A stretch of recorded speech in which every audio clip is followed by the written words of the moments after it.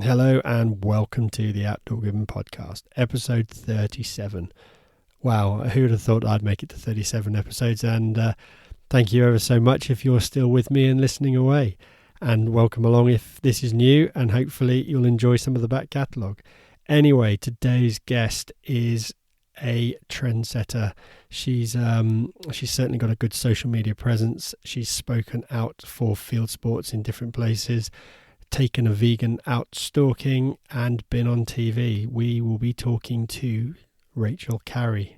But before we get into the main body of the podcast, let's have a quick look. We're in mid-June now. The ground is changing rapidly. All the trees, plants, shrubs, everything's obviously in full bloom. Depending on where you are, obviously if you're down in England, things are a lot further forward than they are in Scotland, but we're noticing that the cover crops are coming up rapidly. The roebuck season is still going on, and there have been some fantastic animals taken. Anybody that follows my social media feed, my Instagram feed, you will see this. If you don't, hop on, follow the Outdoor Gibbon, and you can see what I get up to. Still having the same old problems though with good old Meta. I am still restricted, and none of my posts, let's just say, or reels or whatever I produce can be found unless you are already a friend with me. It seems to be the ever increasing problem. We've also just discovered, I think, that YouTube will be changing its policy on firearms, and that's going to cause some other headaches for people. It does say modification and things like that of guns and firearms, etc., etc., but you just know that the AI search engine, the way it's going to race through it and look at stuff, it will just indiscriminately pick stuff out and cause people problems. We don't really have a platform as shooters, and we are becoming more and more of a minority. Anyway, I'm not going to waffle on too much. We've got a great podcast coming up, so let's get straight into it and listen to my chat with Rachel.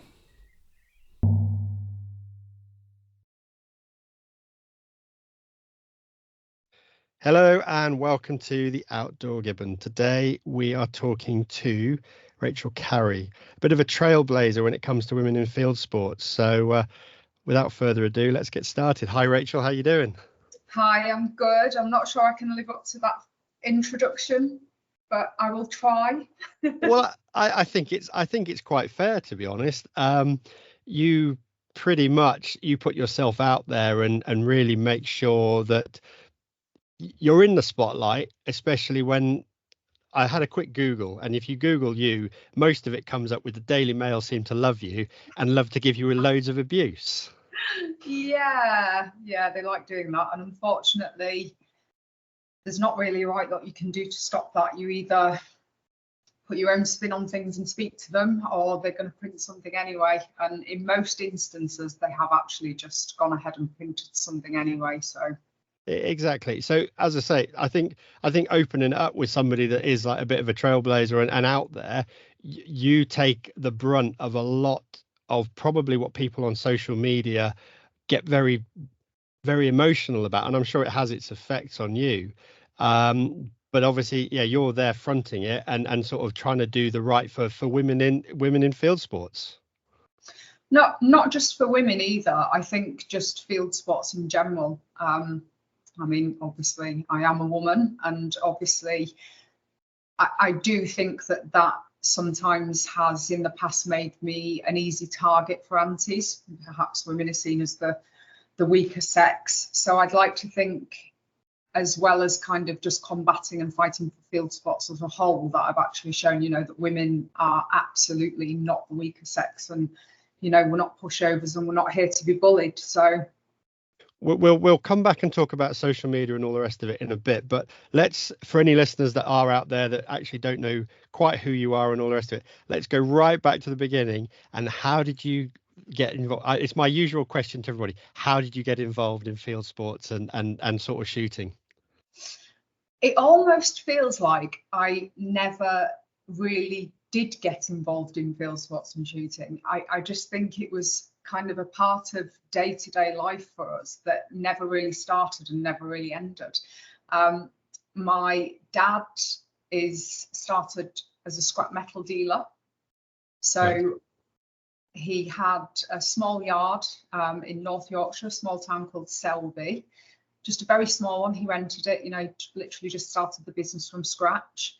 And obviously with scrap yards and the rest of it come rats, and Dad had just always had ratting terriers. So even at that very basic level, that had just always kind of been what would have been around. Dad later on in life got a Harris hawk when we moved to, his business became successful in Selby. He then bought a site in the village where we still live in now, Sherburn and Elmet. And he bought a site, and it was down in an old quarry. Okay.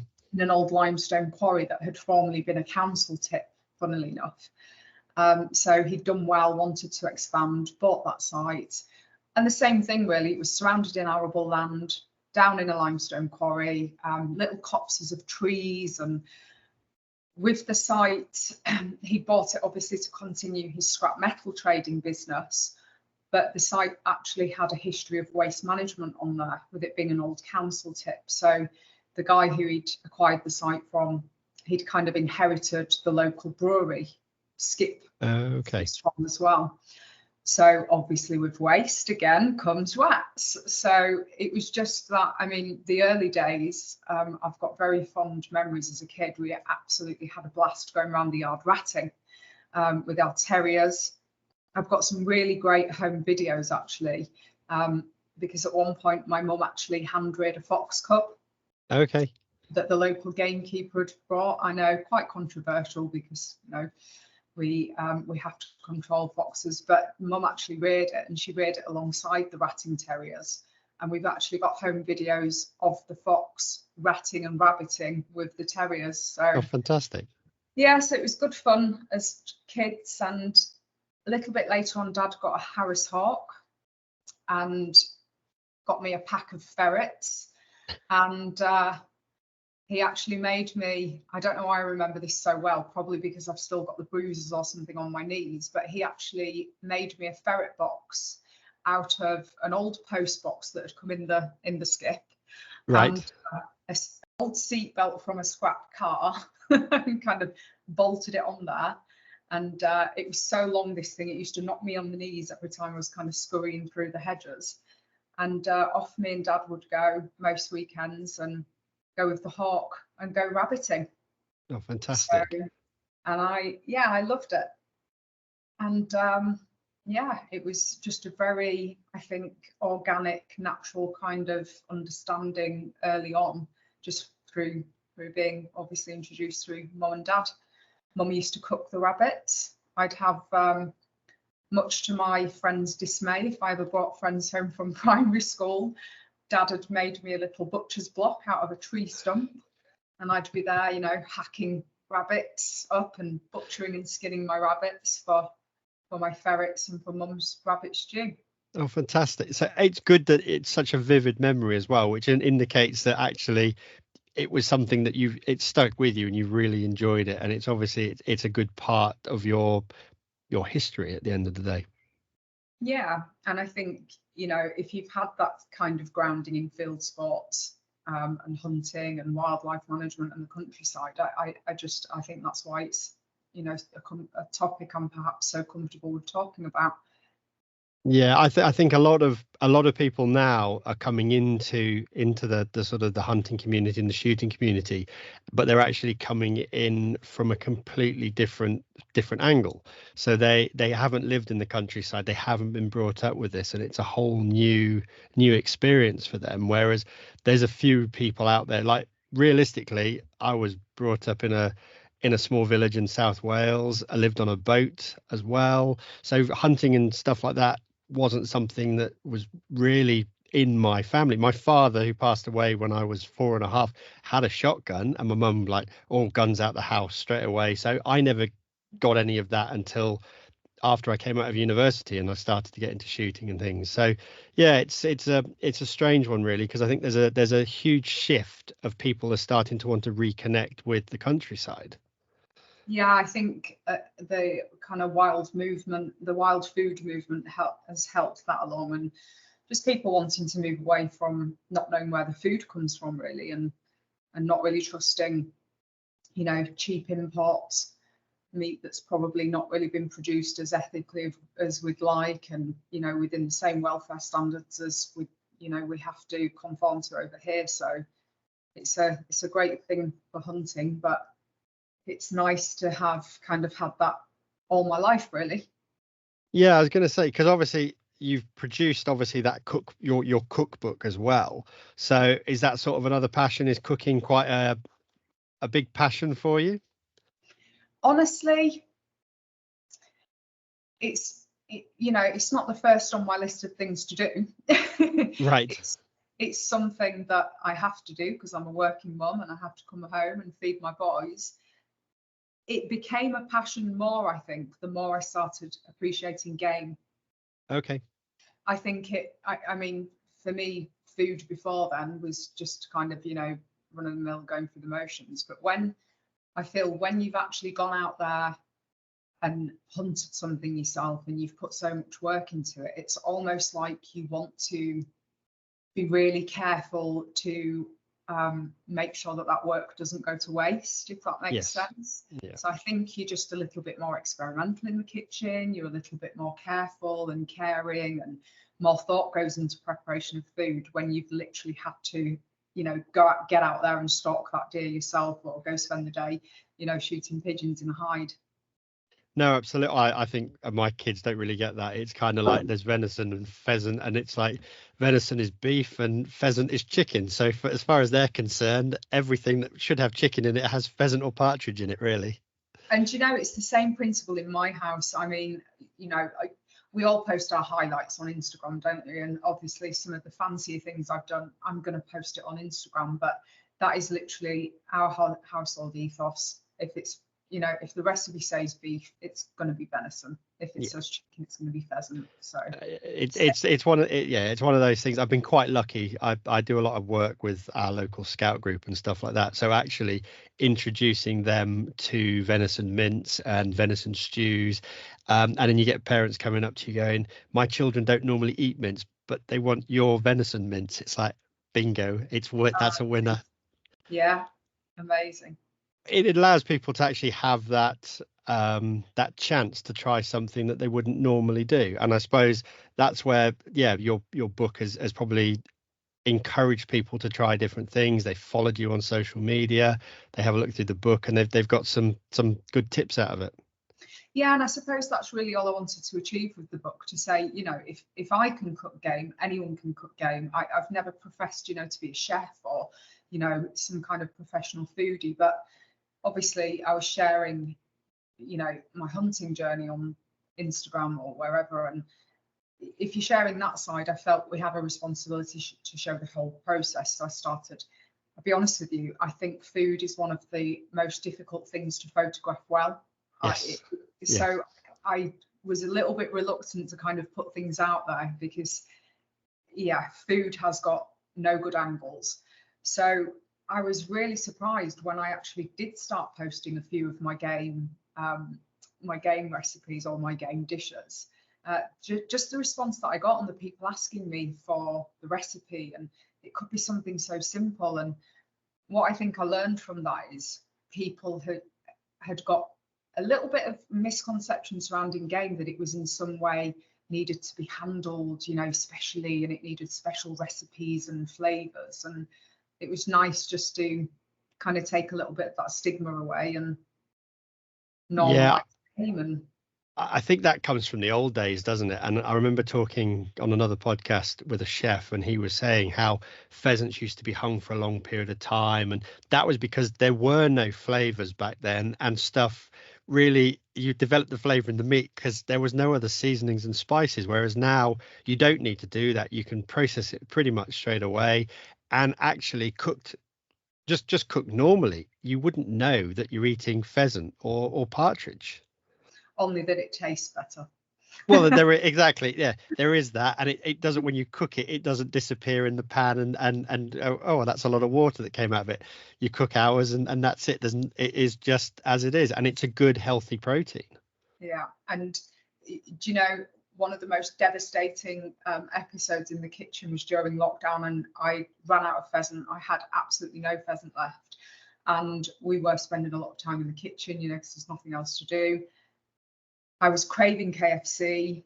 I'm not gonna lie, naughty of me, but I was craving some fried pheasant, and ran out of pheasant. And I spent hours thinking, you know, I'm the new Colonel Sanders, I'm making this secret recipe, but I had to do it with chicken, locally, like co-op bought chicken.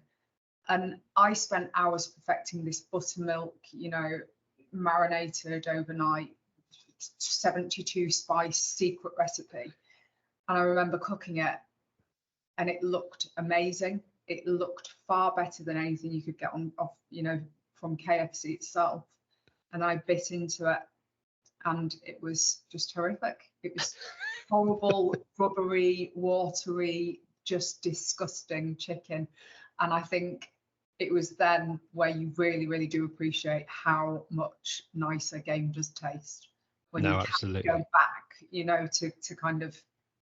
Yeah, it's one of those things. I suppose we're, again, as hunters and we harvest our own meat, we're actually incredibly privileged in this country that we have such a good access to just go out and do it, really.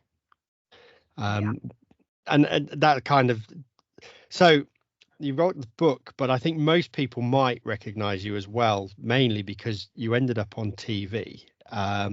And you did an absolutely fantastic thing for shooting sports, which was doing something with a vegan who didn't really want to be there to start with, and that was Jodie Marsh. So can you talk about that sort of what happened there? Yes. I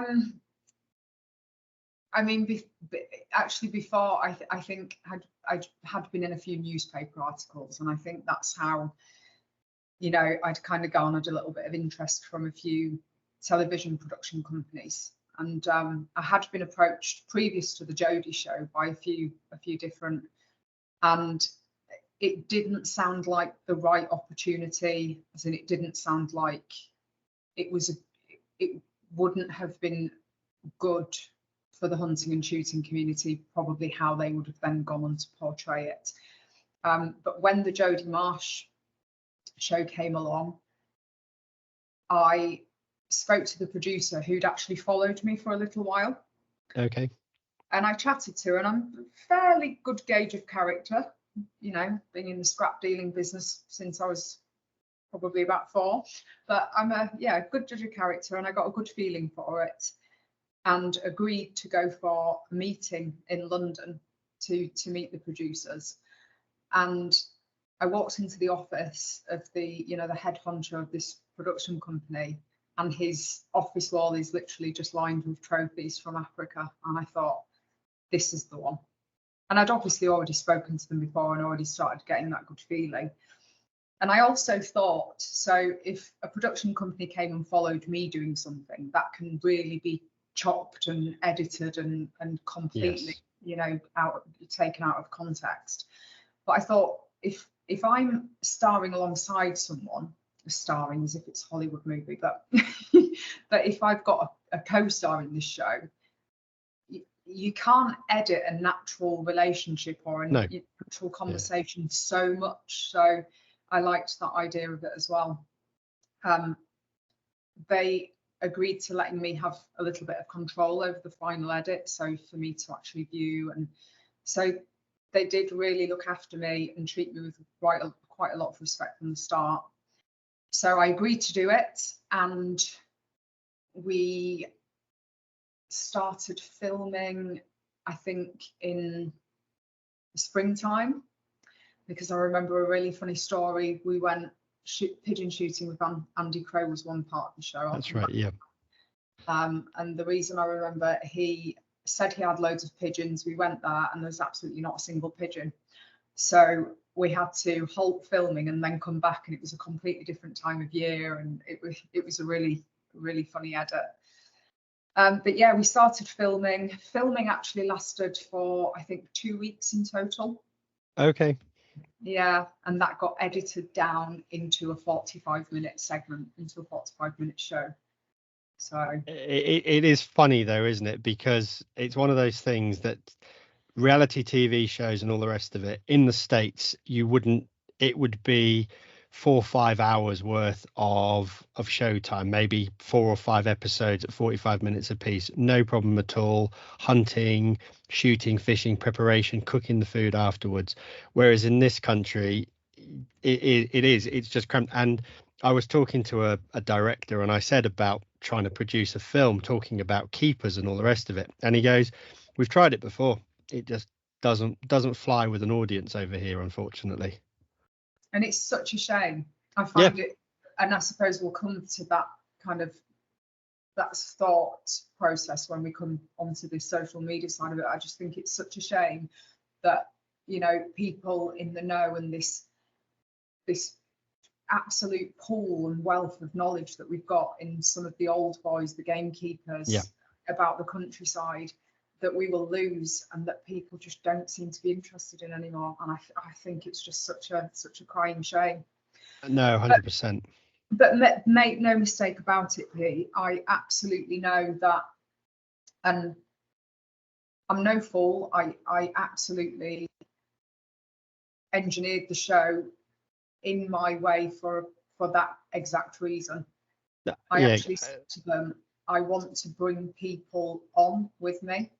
I said, I don't want me and Jodie just to sit in different scenarios and for me to tell her why Andy Crow, the farmer, needs to control pigeons. I want Jodie to go and meet Andy. I want Jodie to talk to Andy and listen to his experience and his knowledge, and I want that to be on the show.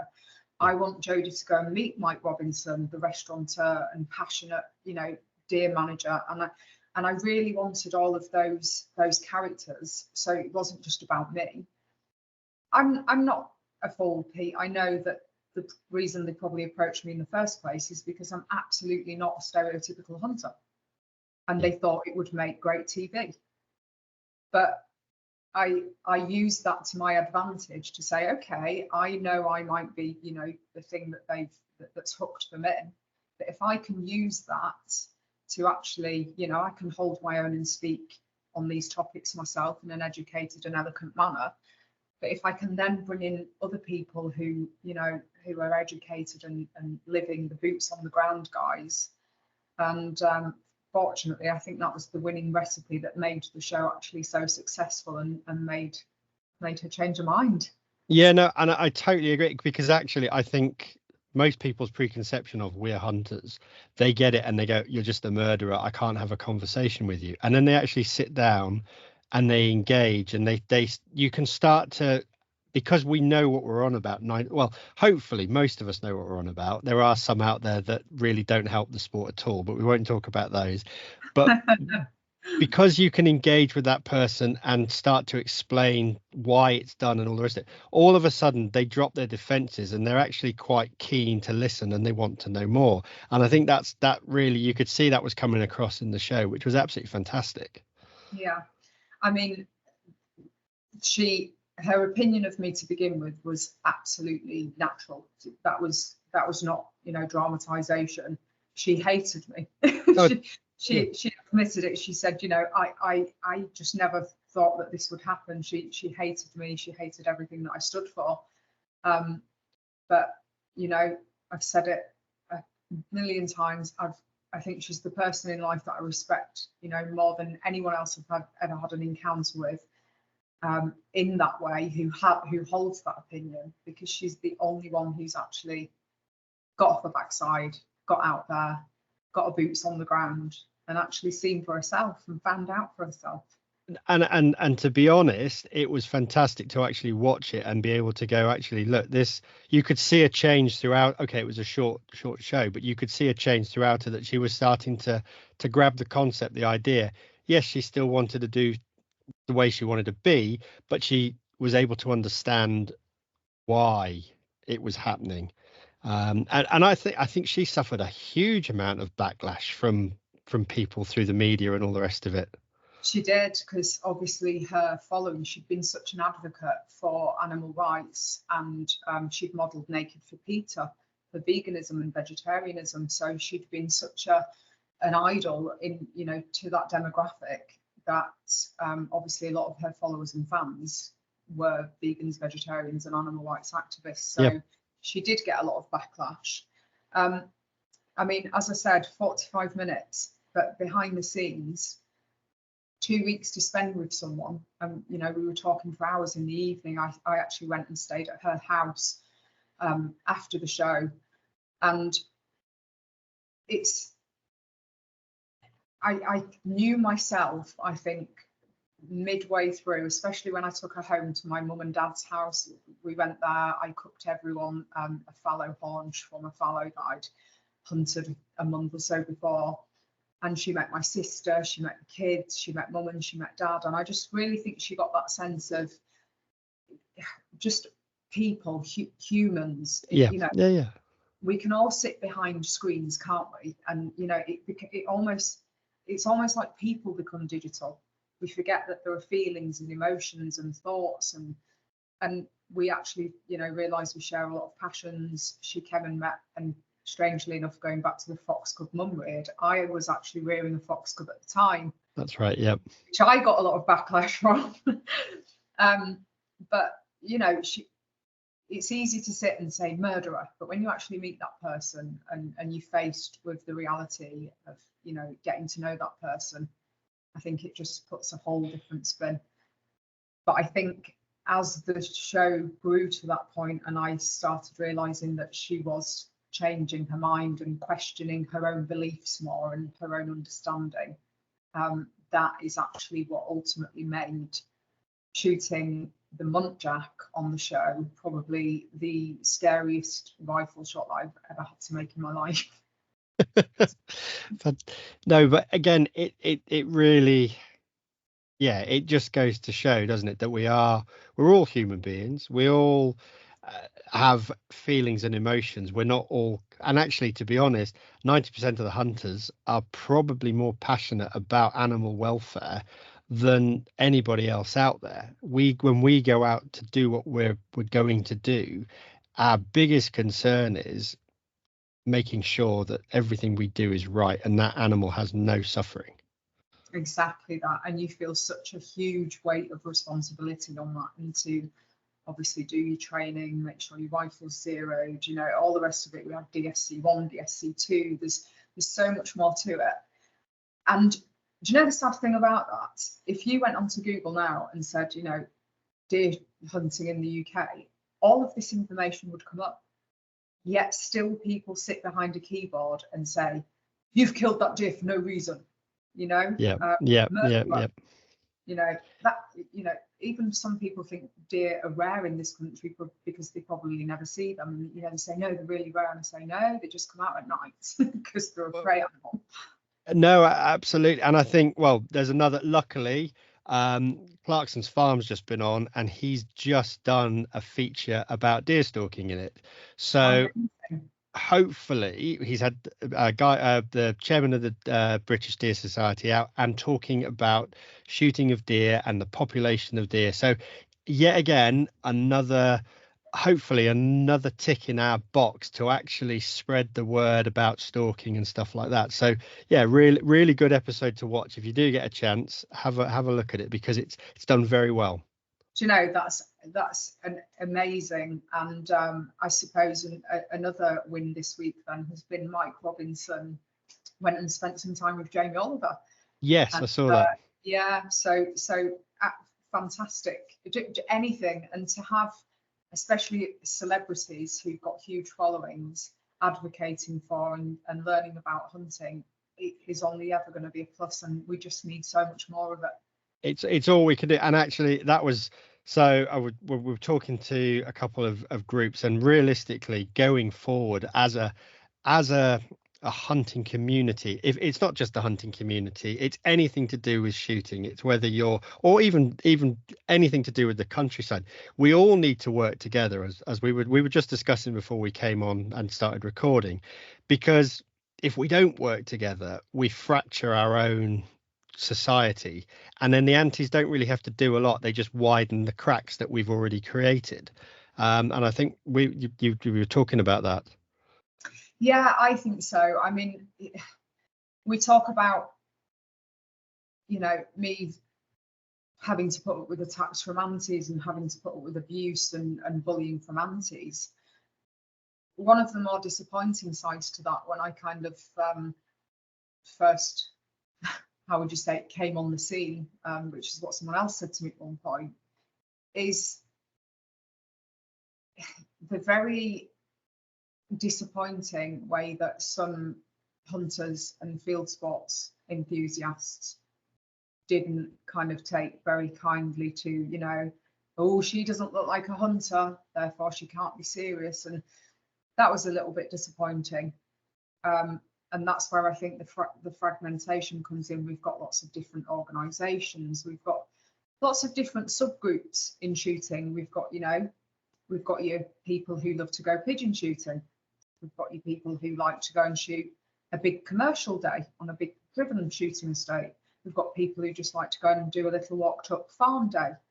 We've got people who like clay shooting, people who like deer stalking, people who, you know, are professional pest controllers, gamekeepers, you know, gamekeepers' wives, gun dog training. We've got such a vibrant, absolutely, you know, brimming in its own right community, but everyone just seems to every now and again want to throw stones at something that's either not their taste, they don't want to do personally, or, you know, they can't afford to shoot a big commercial day, therefore it's the antichrist of shooting. Yep. Or, you know, and I know it's not very PC of me to say that, but it's the truth. If my dad always says, you know, if you invited them to go on one of those big commercial days, there's not many that would turn it down. No, not at all. No, but absolutely. And I just think the whole notion sometimes, and you hear the infighting within different subgroups, and I just really do think it's so disappointing. And I mean, when I kind of started out all those years ago, I very much did get a few not very nice comments from within the shooting community itself. And I'd like to think 15 years on, I'm still here, I'm still going strong, and we're still a better shot than they are. Well, I was going to say, I think, yeah, the world has changed. I think there's a lot, because there's a lot more young ladies getting into field sports now. Definitely, it's a growing market. I think that their fathers are looking and going, well, my daughter's involved in this, so I've got to support it. I think there's still a bit of an onset of, there's a few men out there that still have the chauvinistic side of way that women shouldn't be involved in this. It's a man's sport, that's it. But it's starting to change. You do see it on social media. I did a test with a friend of mine. We both posted the same picture. She got abuse. Basically, you shouldn't do that. You shouldn't be doing that. Nothing to me. And it's like, isn't that strange? But that's just the way the world works.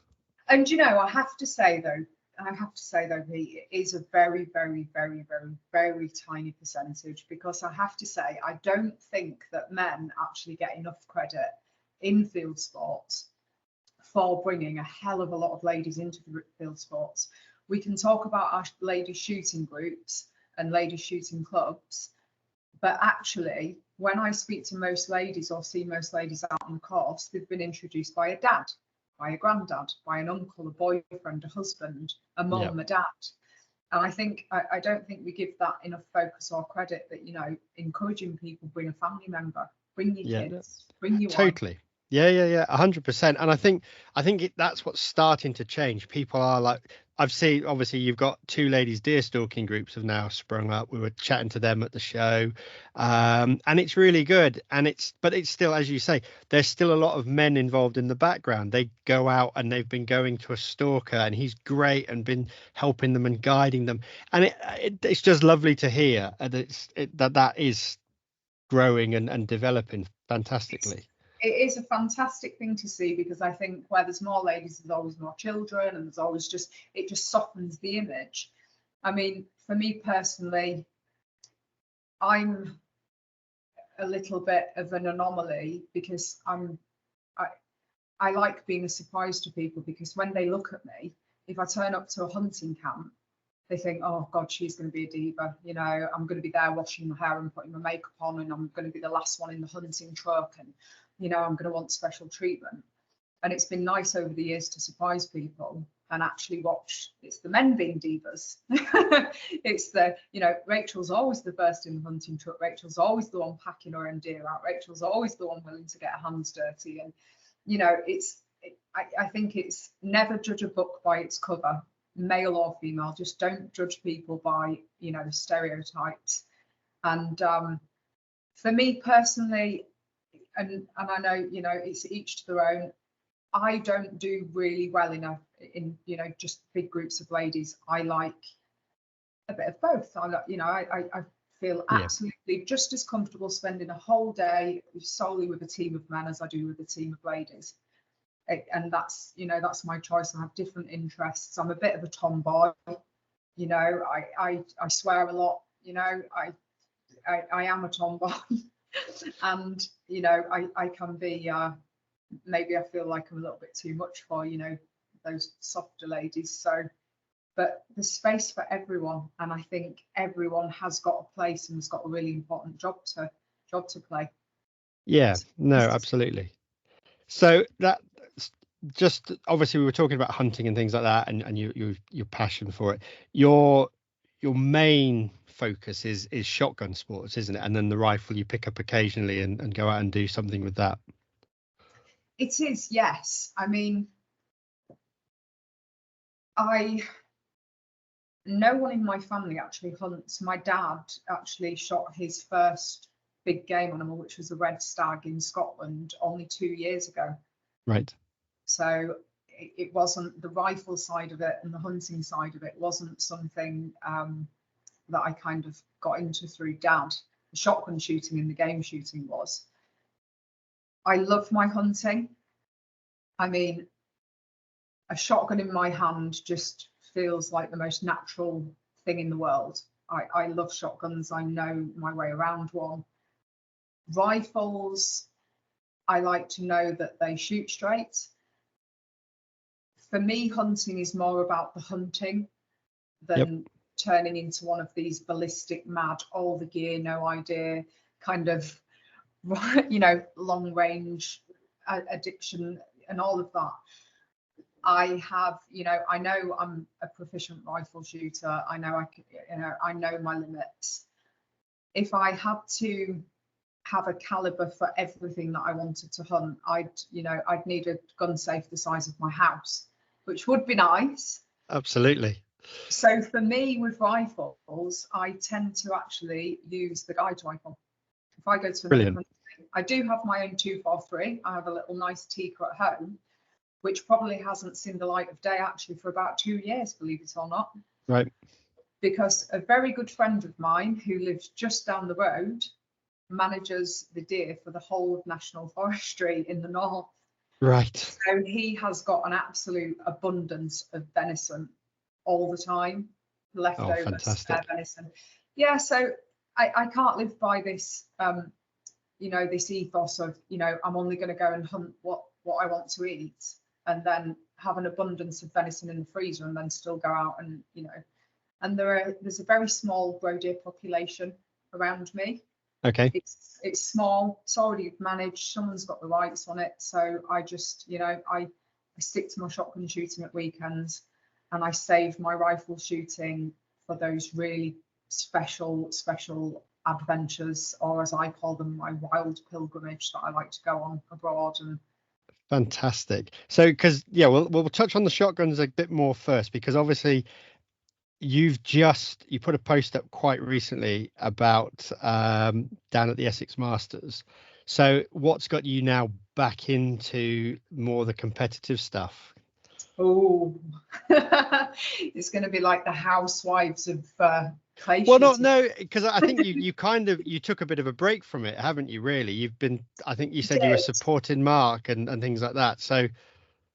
Yeah, I mean, I've never put my gun down and stopped shooting. I literally shoot clays every single weekend. But there's a difference between, you know, just going through the motions of every weekend, going to your local ground, you know, shooting a few clays, you know, missing certain targets. putting your gun in the safe and never even having thought of why you missed those targets, or if you want to go and address the problem that's making you miss those targets. Yes, yeah. I was just literally going through those motions.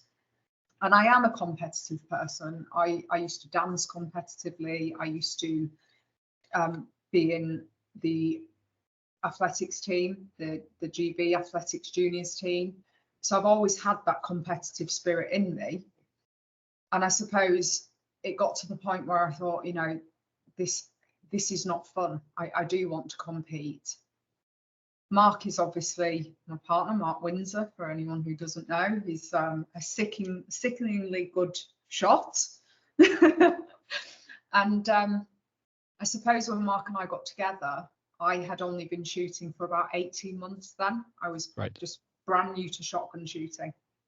I'd followed Dad around the GB shoots for years when he'd gone abroad, he'd take us. But I'd never picked a shotgun up until I was 25, actually, and took myself off on a have-a-go day and actually didn't tell my dad because I didn't want him to get excited. So, yeah, when I actually met Mark at a shoot, of course, I'd not been shooting long. And at that time, I didn't actually know that Mark was a good shot.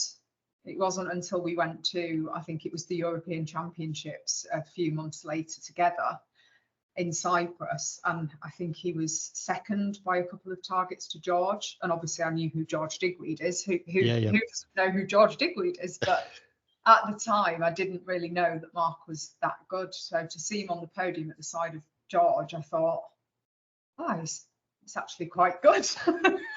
Fantastic. And yeah, and then we'd start, I mean, at that point I'd never really shot world championships or even thought about it, but I had that ethos from Dad that, in at the deep end, just go shoot them. Why not? Doesn't matter where you come, just go for the experience. And I just found it a little bit difficult after a few years of going to them, where you've got Mark on this level and then little me here. And I suppose, unlike me, really, it was selflessness in that I really wanted Mark to be able to focus. I didn't want him to be worrying about how I was doing. I kind of didn't want the pressure of, oh, it's Mark Windsor's partner, she must be good because it's Mark. We were light years away from each other, ability wise. But I kind of laid off the majors for a year. I started getting the bug for competitions a few years ago, and I had the idea that I'm going to go and shoot trap. I'm going to go and have a go at Olympic trap, which was great for a while. And trap's almost like a game. Like, you go to shoot trap and it's not like sporting where, you go and you shoot the variation. Trap, you're literally going to try and shoot 25 straight every time. Yeah. It's an unforgiving one because you can quite happily go and shoot 25 straight and then you can go on to your next layout and shoot a 15. So, but with Olympic trap, it's not like sporting and fit ask, where sporting and fit ask, anyone can shoot the majors. Yes. So a C-class shooter can go and shoot a world championship. In Olympic trap, there's 6 shooters who make the squad, and only that 6 shooters can go abroad. It's not like the other disciplines where hundreds of people can go. So I missed the competitions again, and I kind of thought to myself, trap's a lonely old game. I think I was trying to convince myself in my mind to enjoy it more than I actually really did. It was more the trying to find a space for myself, where when I walked into the clubhouse, it wasn't, where's Mark? How's Mark done? God, Mark shot well last week. It was more just a space where it could just be about me. Fantastic, Yeah, and I think everyone needs that.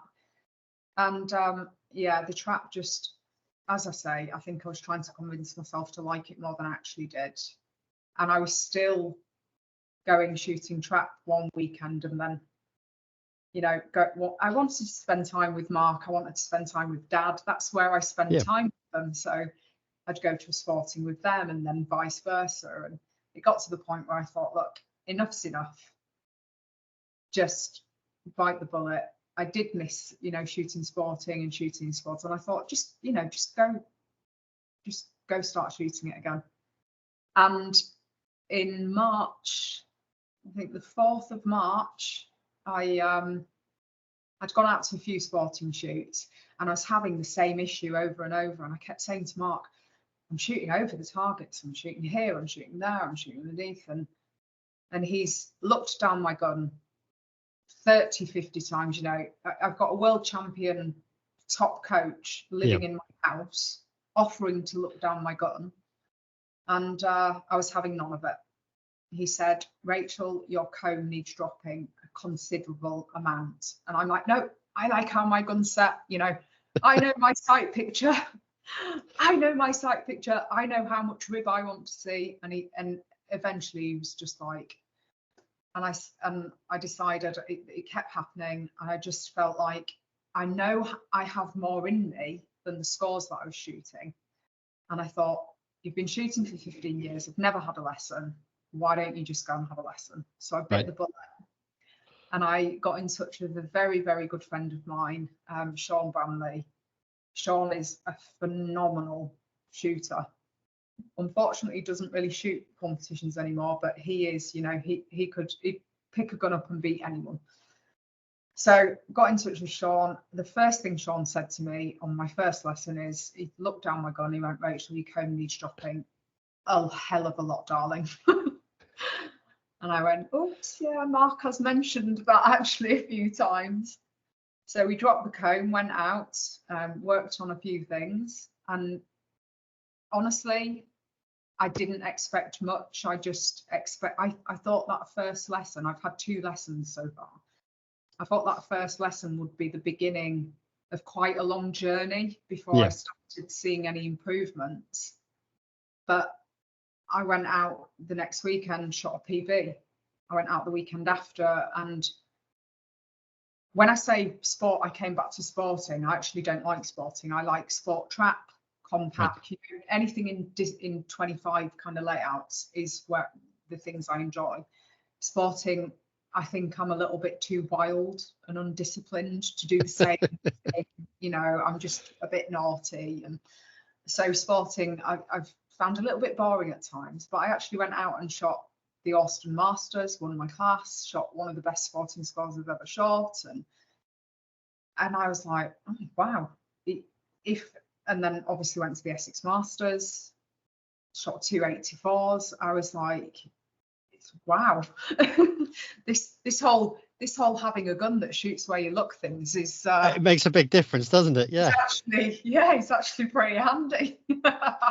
Oh, fantastic. But it's nice. And you know what, I'm not expecting anything more. If my season ended with just those things, that far surpasses anything. I just thought I was going to put a few more clays on my card. So it's great, it's nice, and it's really wonderful to have found a balance where I can go out and support Mark, and I can also have my own little level of competitiveness, and you know, just feel good, and most importantly of all, enjoy shooting. No, 100%, and that's what it. And realistically, you wouldn't do it if you didn't enjoy it, and I think we all do that. You have to enjoy something to actually go and do it, really. And I think sometimes we can forget that. I think one of clay shooting's greatest assets, the fact that we can go out and shoot in a squad with George Digweed and Mark Windsor, I think sometimes can also give us the head that, you know, we should be just as good as them or just behind them. So no, absolutely, yeah.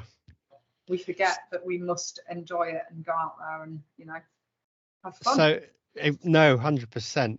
Right, so we'll move away from the shotguns now. We'll talk about the rifles, because you've been to to a lot of fantastic countries, and you have shot some fantastic creatures. So let's talk about what's your most memorable stalk. Did you almost swear then about 3 times, right? No. I was trying to work out the best way to actually say the best creatures you've been out to shoot. That's what I'm looking for. Yes, I have. I've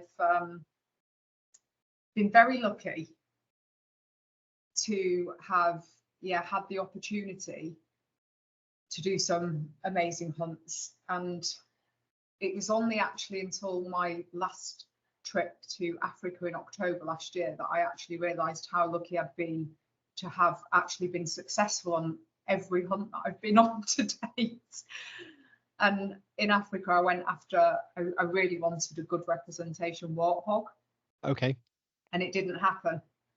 And Mark actually laughed because on the flight on the way home, he just kept finding me like sat in disbelief, and he said, "You have been so spoiled and so lucky in all of your hunts that you've come home successful." And I said, "Yeah, you're right." But it actually gave me a really big desire to want to go back. So, but I have been lucky. I've been hunted 4 continents, I think 10 countries, and about 30 species, including game birds as well, because I've shot different game birds in different countries. So my first, what I consider my first proper hunt was my Highland red stag. Okay. And where did you take that? That was up near Inverness on the Kildamore estate. Okay, yeah. And a funny story, I was invited by a Norwegian friend of mine, Christopher Clausen. He's very big hunting guy, literally just lives for it, he's obsessed. And he'd actually been down Kent pigeon shooting, and I was putting a hide a few fields in front of him. And obviously pigeon shooting is about numbers and getting them into the decoys, so we're decoying pigeons in summer. And a pigeon came over, and my friend who stood with me, who was out to control the pigeons for the farmers. But at this time, I'd been taught to shoot by my dad, who's obviously a high bird fanatic. Yeah. So that was my, I was teething, at Whitfield and, on high birds. So I knew I could shoot, tall birds. But this pigeon came over, and I lifted my gun to it, and my friend was, he wanted the bag. He was like, "Don't be stupid, that'll come back round. You won't hit that. It's out of range." And just as he said it, I went to lower my gun, and I just thought, can I swear? Yeah, you can do. Fuck it.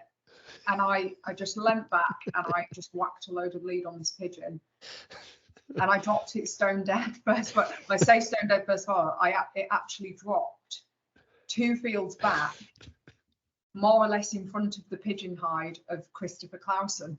Oh, fantastic. And he'd watched the whole thing, and he just could not believe that that I'd taken this bird down. So I just remember hearing this, roaring and whooping, and I turned around, and Clausen, we were like this, and he's, squinting to try and see him because he was a long way back, and he was stood with his semi like this, like, "Viking Queen, Viking Queen." And funnily enough, that's engraved on my Yeti. Fantastic. Someone bought me. Sat right in front of me.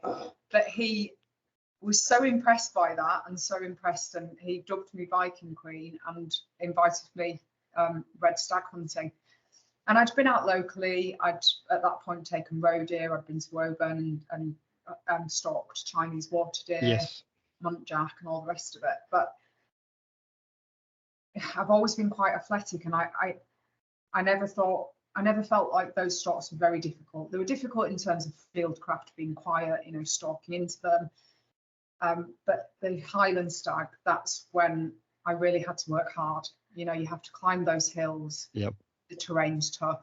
I actually, having been dubbed the Viking Queen, never wanted to admit this at the time, but I strained my groin partway into the hunt. Right. I was in absolute agony, and I just remember thinking, I think at one point I was crying to myself quietly. And I just remember going through my head, I was like, I don't want them to think I'm weak. I don't want them to think I'm, just keep going, just keep going. And I was in an incredible amount of pain. And I think that's when I felt like I'd kind of found myself, and when I'd kind of, that's the day I became hunter. I think, yeah, we see that quite a lot on the hill when we're taking people. We've had grown men in tears climbing up the side of the hill going, "I can't do this. I can't go any further." But yeah, as you say, you feel you've earned it. And you know what? That very sentence, the "I can't feel like I go any further," that in life is the very point when you must go further, because right over the other side of that very point of hardship is success, is is the achievement and the thing that you've worked so hard to attain. And I think that's what gave me the hunger to then start looking at, okay, what else is out there? What other difficult hunts are there? And that's what took me to British Columbia and New Zealand and Africa and all the wonderful places and I've been. And yeah, I think Scotland's a real leveler for a lot of people. They look at the pictures, and again, I put loads of stuff up on social media about everything we've done, but then when I put stuff up, I put the real pictures up, and it's like you put stuff up that we were out in a red weather warning. It was gale force winds, 90 to 100 mile an hour on top of the hill, pouring it down with rain. Most people are like, you're crazy. I took 2 guys out. We got 2 stags. And it's like, they'll remember those stags for the rest of their lives because they did it. Nothing easy is worth having. Everything that you attain through, hard graft, blood, sweat, tears. It's so true. It's always the things that will stay with you through life. And I think always the places where you learn the most. You learn the most at those points where you just feel like your spirit's going to break, and it doesn't, and you push through. I'm such a big believer, and I mean, without sounding too sappy about it, I do wear my heart on my sleeve. That comes through in everything I do, I think. And when I have been to British Columbia, I always go alone. I'm the only female in camp. I'd go out there for that adventure. I go to be taken seriously, and I am. And on the plane after those weeks, I mean, I think I went black bear hunting in British Columbia, and I mean, it was a spring bear hunt. So you are 1 minute you're in 26 degrees, absolutely sweating, going up hills, and it's just terrible. The next minute you are hip deep in snow. Yeah. And yeah. It makes no sense at the time, but you kind of see the best and the worst of everything. And I think I lost a stone in weight on that hunt. Wow. Because you are literally running up hills at some points, and you're chasing these things physically. And on the plane home, I still to this day don't know what happened, and it's happened a few times since. And I kind of sit there and I get just such this overwhelming sense of wow, it's just an overwhelming thing, and I sit there and cry. Well, I think that's when your body kind of suddenly takes it all in, that you've been in this pretty extreme situation for a week doing something, and you suddenly get that ability to stop, and everything kind of clicks in, and you go, wow, yeah, exactly. Yeah, you've achieved something that you wouldn't have ever probably sat and thought that you'd be doing. And it's I do think hunting is so special for that. I think it's the most primal kind of access that you have. It's one of the most primal things. It's how humans became humans. We hunted. Yeah, I suppose I say that to a lot of guests that we have out. It's the run up to the actual shot and everything after the shot. Those are the bits that are most important. The actual pulling the trigger is just a clinical act, and it's a second. You squeeze the trigger, boom, that's it, done. The actual shot is something that isn't actually that important. It's everything before and after that I think is the key. Yeah, I'd agree, absolutely. The taking the shot's just such a minute part of the whole journey. And one of the things I always love about the different places that I've been, and it's the people that you meet, the things that you learn, just spending time with the guides in British Columbia. Those guys are so experienced, they're so knowledgeable about the wildlife, the terrain, the environment. The same with gamekeepers over here. You can learn so much from people, and it's just so nice to see different parts of the country, and it's a great way to do it. And you actually touched on a really nice topic earlier on about your rifle, but when you go out to shoot somewhere, you're happy to use the guide's rifle. And it's one of those things, we get a lot of foreign clients coming over to stalk with us on the hill, and unfortunately Europe and Scandinavia, it's all very much driven shooting, and it's all short range. But when you stick them up on the Scottish hills, it's not suddenly short range. They can shoot perfectly 100 meters on a target, but they don't know the capability of their rifle. So again, when we can put them behind, it's lovely when a guest turns up without a rifle and you go, use mine, because we know exactly that it's set up, it'll do 200, 300 meters quite happily.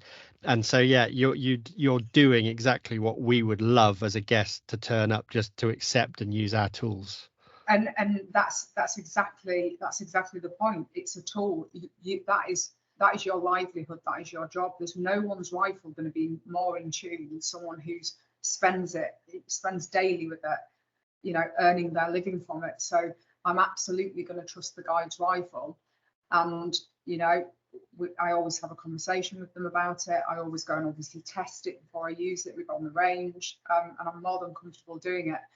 I do not have the time to, you know, constantly keep rifles in check and zeroed, and as I say, to have all the different calibers. I took my Cape Buffalo in Africa, for example, with a double rifle. Oh, fantastic.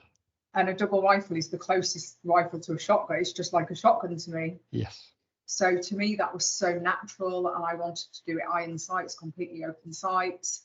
And that was an incredible hunt, because obviously then you have to get in closer, and you know, that to me was probably the easiest kind of rifle I've used. But I have had to take longer shots in New Zealand when I took my tar, actually, that's up there behind me. Oh, fantastic. Yeah, and my tar and my chamois up on the top of the Alps, they were, but I knew I was capable. I went and spent some time before I went to New Zealand training to make those longer shots and to know how and when and positions, shooting from different positions. And I think as long as hunters we have those ethics to make sure we know our limitations, to make sure what our gear is capable of, then, you know, that's all we can ask, really.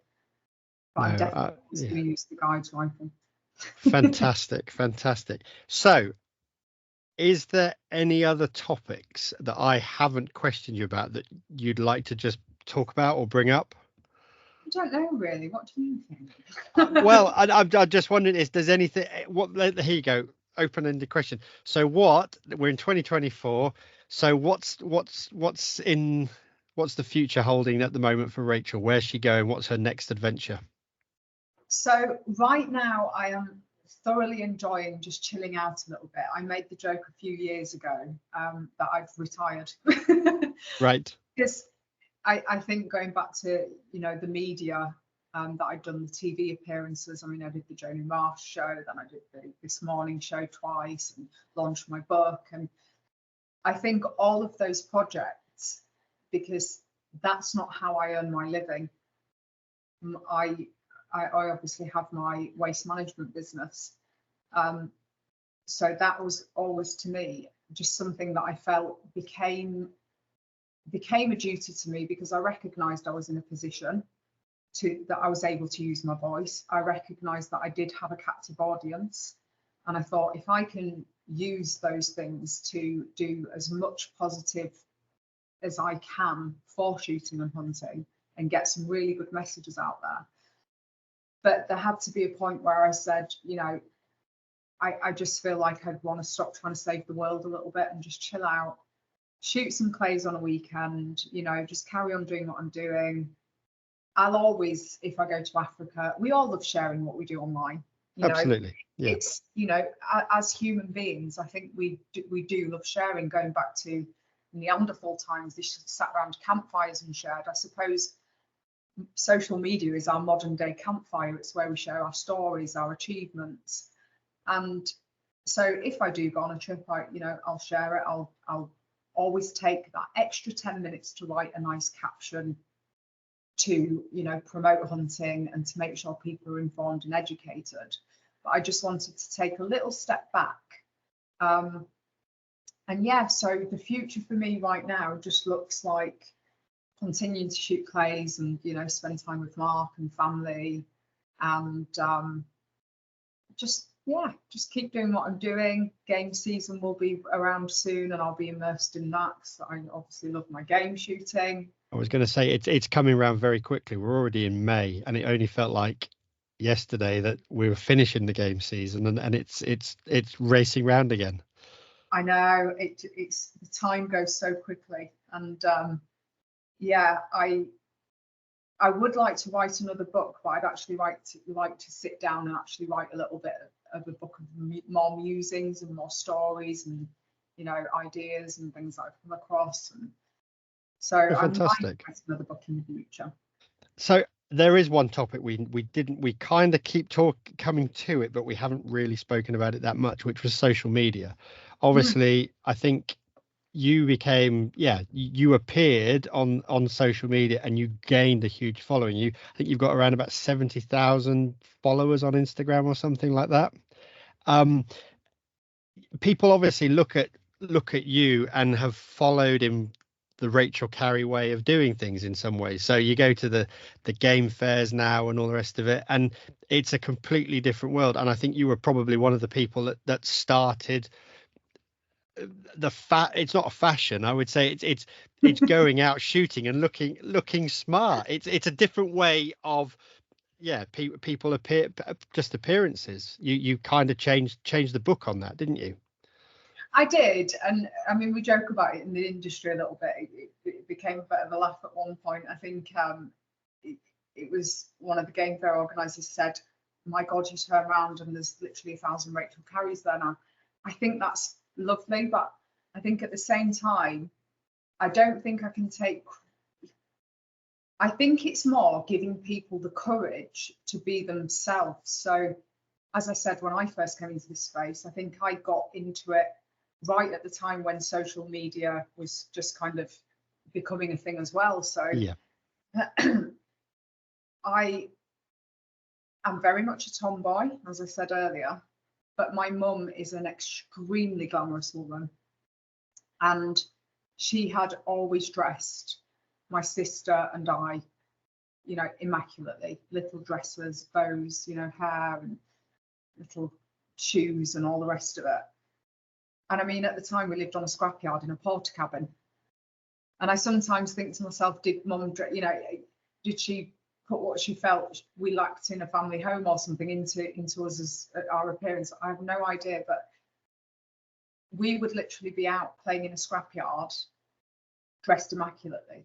It's all I've really ever known. I've always had that kind of stylish, glamorous side, which I got from my mum. Thank God I didn't get my dad's looks.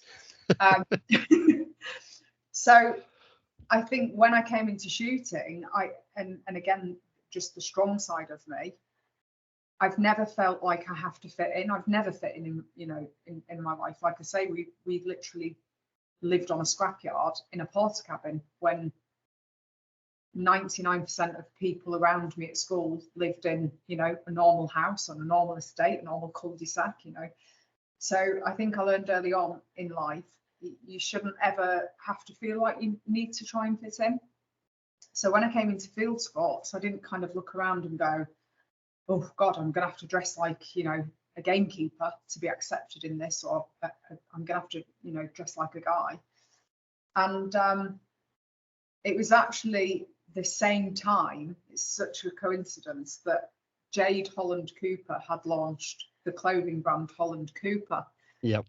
And her original idea for that was tweed with a twist. It was supposed to be a little bit more flamboyant and glamorous than your regular, you know, Joe Blogg's gamekeeper's attire. So just all of those things, I think, kind of aligning at the same time, and me obviously looking different. I suppose, you know, I did have an influence and change the way that people had the courage to be themselves and dress themselves and bring a little bit more femininity and glamour to kind of the field sport space. And it is nice to see.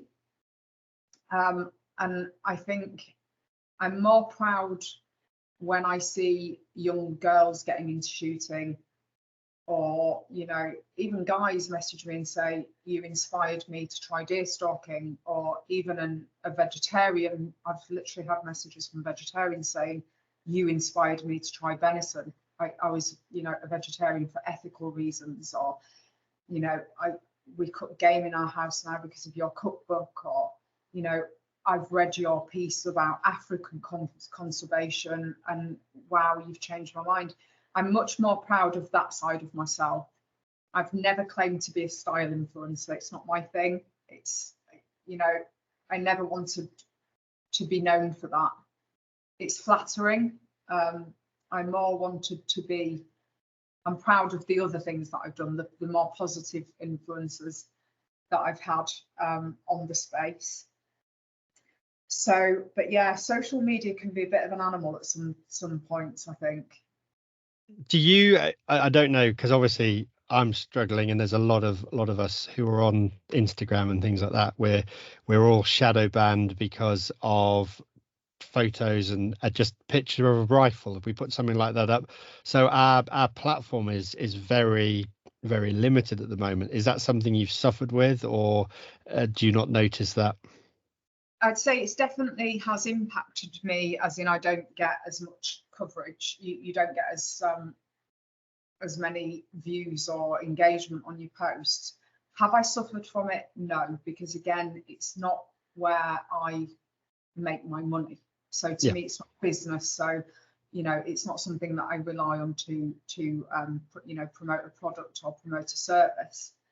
However, I very much sympathise with anyone who does make money in that space and is trying to sell a product related to shooting, trying to promote a service related to shooting, maybe even you with your podcast. It's so unfair, and I really, really do think that it's something that people need to lobby. Maybe the shooting organisations should get behind it and absolutely try and change that prejudice that's clearly affecting the market for people. It seems to be, I think there's a society that has basically, we are all tarred with the same brush, exactly as we spoke about at the beginning. We're all the murderers. We're all cold-hearted killers. We don't care about anything unless we've shot it and eaten it, kind of thing. Yeah, and I think the sad thing, I think one of the things that a few I've heard a few rumblings around on social media at the minute is people who feel like, I feel like I was very lucky because I kind of started social media in the fun time when, influencers didn't really exist back then. It was very nice. And of course, because I grew a following mostly because of my writing. Yeah. The posts that I did that went viral through my writing and the Jodie Marsh show, that's basically where my following came from, my application. But it's a very strange space, I think, and I think I've been lucky to have amassed that following in that way, kind of organically as the years have gone on. There's been a few rumblings lately where people say people are now buying followers.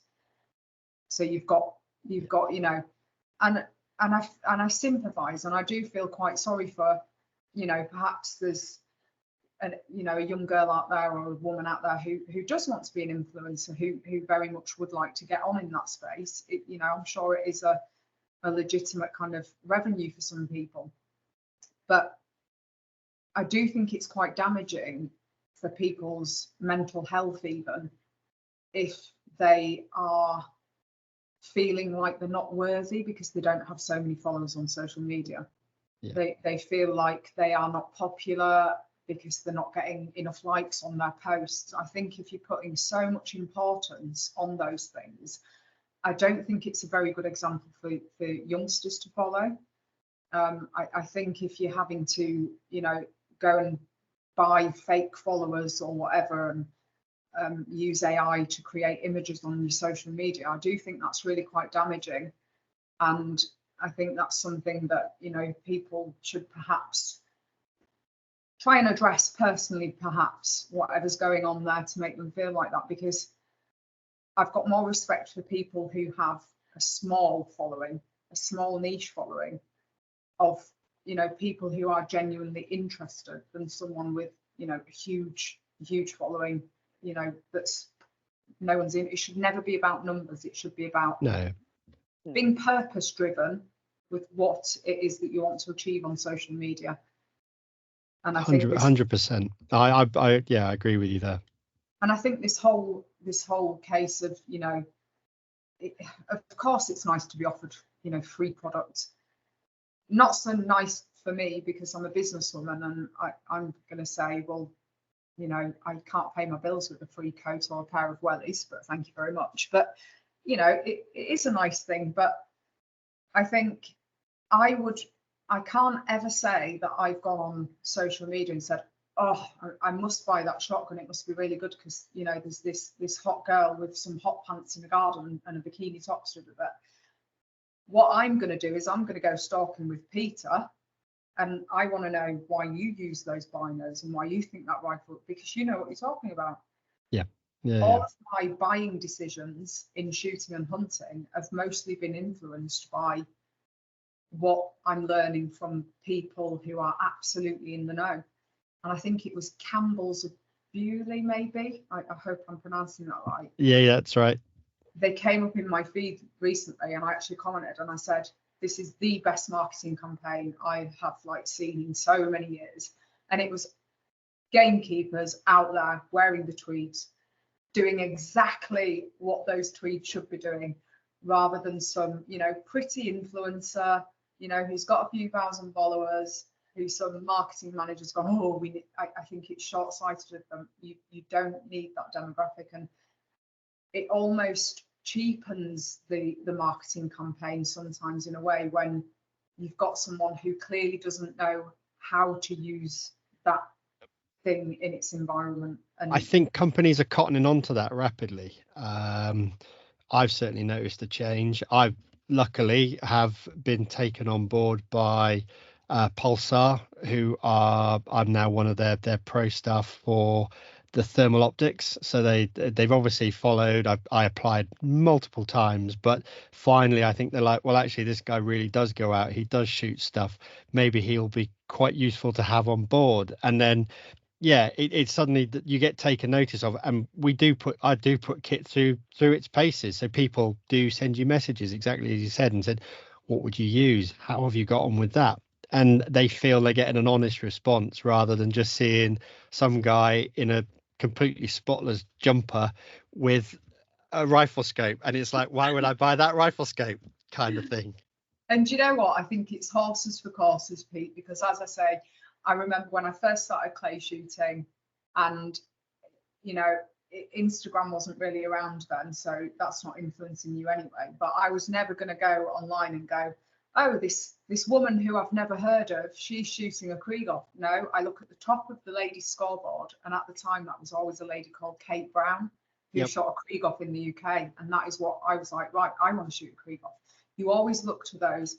And again, it's horses for courses, because I have opened my, you know, when it comes up in your For You page or whatever content that it thinks you'll like.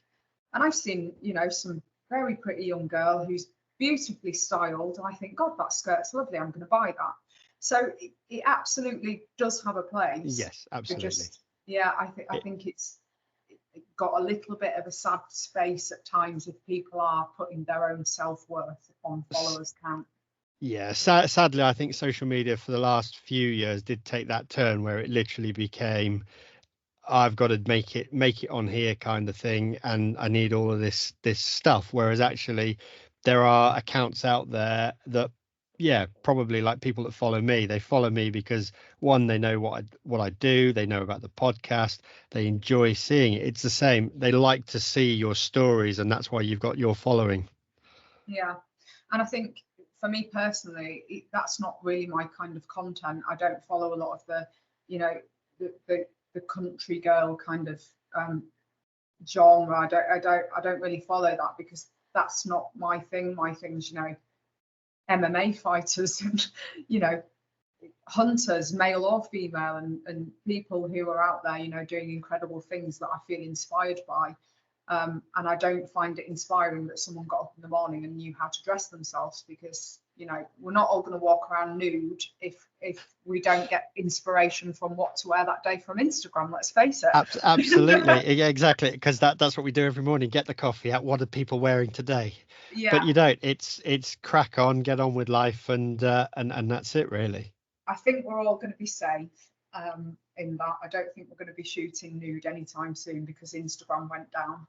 Well, some boys up here shoot in kilts, but it is quite scary because the tick burden gets quite bad. I can imagine. I went on a stalking trip a few years ago. An American friend of ours came up and stalked in a camo kilt. Right. Okay. And a tuxedo. So It's well, you can do what you want on the hill. Nobody really sees you, do they? Unless the photos get out. you could do what you want on the hill, apart from when I took my first red stag way back when, and I had no idea about etiquette, and and you'll probably have seen it because it's one of the more prominent photos of mine, where I'm leading my stag down on a Garum pony myself. Yep. And I was wearing, because it was September, it was warm, I knew there was going to be a bit of fitness involved, and I wore some camo trousers and a base layer. The stick that I got, I was the antichrist because I hadn't worn tweed. Well, it's changed now. You say that because a lot of people look, and you still get the traditional guys go out in their tweed, but obviously Tom and I, who we've been stalking all the last season, we've kind of moved it on. We're modern. We use modern clothing. We've kind of at the end of the day, you use what's available to you. If we've got a guy that's come up to go stalking and he's got just a running top on, it doesn't matter. You take them out. They've still got to enjoy the day. They'll make more memories from it than what they're worried about what they're wearing. Yeah, and I think going back to what you said earlier about you posted, the woman doing something, you doing something, nothing gets said. I think people just throw stones at things that shine, and if it's different, people tend to throw stones at it before finding out. And you've got that extreme on one end, and then the other side is I'm dressed in too much tweed and look too fancy. So you can't win. You can't win. And I've never tried to win. I think I just be true to yourself, do what makes you happy, as long as you can move and you can shoot and you're happy. I think all of the colourful diversity, the women, the men, everybody in shooting just makes it such an interesting space and such a welcoming and diverse space. I think we should all just learn to get along. And I think that's a really, really nice message to actually sort of bring this to a close. Yeah, we need to learn to get along. Yeah. So I'm going to say I think we've pretty much covered my crib notes, which were short, but thank you ever so much for spending the time and actually coming on and sharing some of your passions and stories. No, it was absolutely my pleasure. Thank you for having me on, and thank you for creating such a good podcast. I've been listening to some of your episodes. It's my go-to now in the long car journeys down to clay shoots. So fantastic. Thank you. No, yeah, fantastic. No, superb. Thank you, Pete. Thanks for listening. I hope you enjoyed that podcast. I certainly enjoyed recording it and finding out a bit more about Rachel. Just one update is we have got the Scottish Game Fair in July, the first weekend of July. If you are coming, I will be about. I will be on stand, I believe, with CC Powell again, helping him sell some Harkila products. So remember to pop in and say hello. I may actually try and get some time around the showground this time. We've got some other exciting podcasts to come. Some of those have been already pre-recorded, and will be ready to release them in the near future. So until next time, we'll see you soon.